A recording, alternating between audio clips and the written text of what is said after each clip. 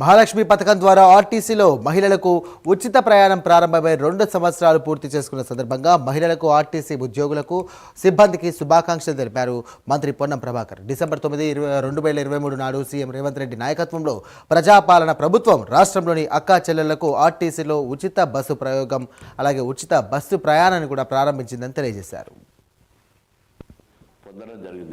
దీనివల్ల కుటుంబాల బంధుత్వం పెరగడం.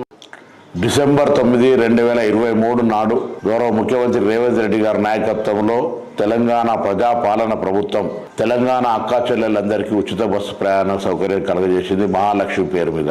ఇవాళటి వరకు 251 కోట్ల మంది దాదాపు 8,000 కోట్ల రూపాయల విలువ గల ప్రయాణాన్ని పొందడం జరిగింది.